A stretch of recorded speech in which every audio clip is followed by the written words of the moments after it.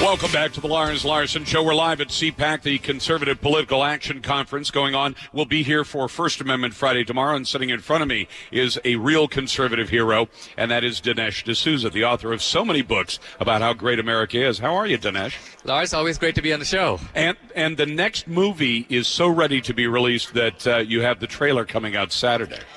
Yes, we've been working on it, and it's turning out to be a terrifically timely movie because it's a secret history of Hillary Clinton and the Democratic Party. It's called Hillary's America.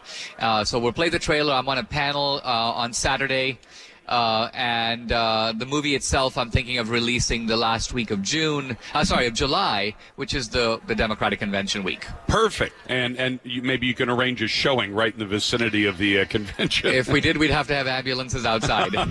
It's that good.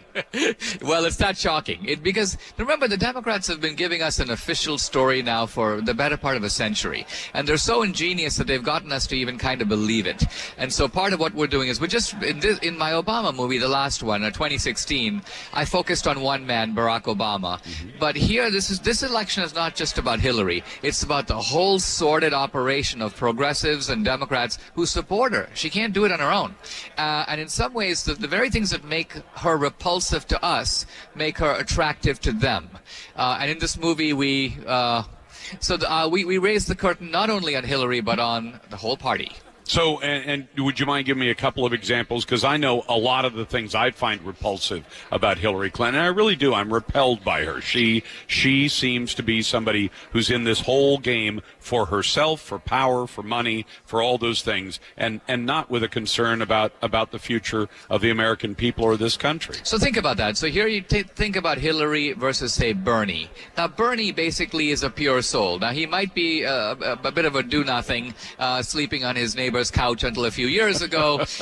He's a bit of a Rip Van Winkle who's just woken up after the 20-year nap. But all that being said, he's an idealist. No one thinks he's running for president, for example, for power or for money. Right. So why do the Democrats prefer Hillary to him? And the reason is they know that Bernie, at the end of the day, is not going to be able to get the job done for them.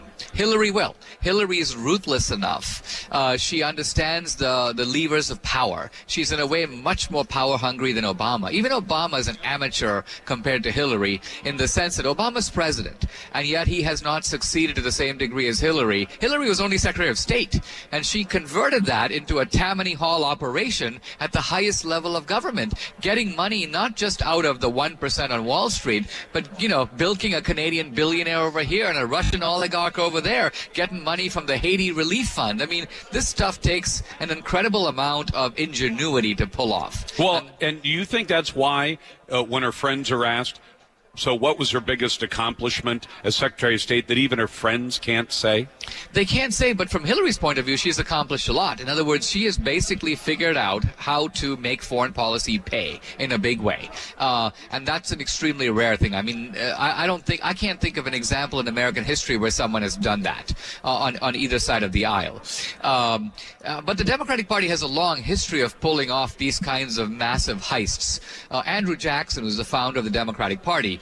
Basically, when he would negotiate these treaties with the Indians, would bring in his own private surveyors, and they would mark the land. Then he would inform all his friends, we're going to be getting thousands of acres in Georgia. They would put in their bids to buy the land, so that by the time the land was up for sale, it was already bought. So my point is that the Clinton Foundation is anchored in a history of Democratic Party theft. So they didn't invent the crime. They just managed to continue it and maybe make it a little more modern.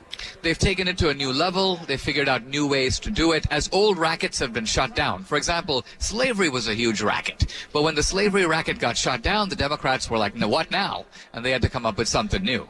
Well, and of course, the poverty racket has worked out well for them. The poverty racket has worked out really well for them because they figured out a way for people not to leave the plantation.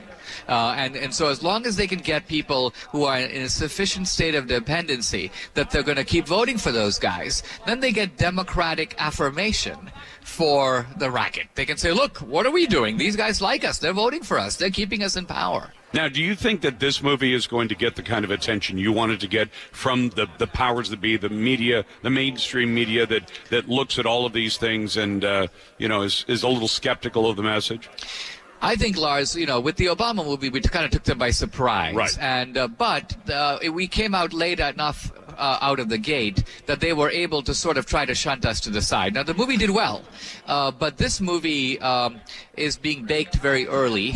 It'll open wide. We're not opening in 3 theaters or 8 theaters. We'll open in 1,500 theaters. Nice. We're dropping the bomb kind of the week of the Democratic Convention. So they'll be telling their story and we'll be telling their story. And so there'll be an easy way for the media to look at this. And I think it's not be very difficult to ignore. I'm hoping you have some DVD copies out by, say, September, October, and then every time a school district before the election wants to show Michael Moore movies or something like that, we can walk in and say, well, you can balance it out by showing the kids this movie right before the, if you want to, because I would prefer they didn't show either one, but if they're going to show the left, they should show the kids the right as well. Yeah, and then you got all these women Republicans in Dallas and in California, and they feel that their votes don't matter because they're in a confirmed red state or a confirmed blue state. But my thought is, hey guys, you can figure out a way to take these DVDs and drop them into the mailboxes of independent voters. And the movie is coming out this summer. Dinesh D'Souza is its author. Dinesh, thank you very much. You're listening to The Lars Larson Show.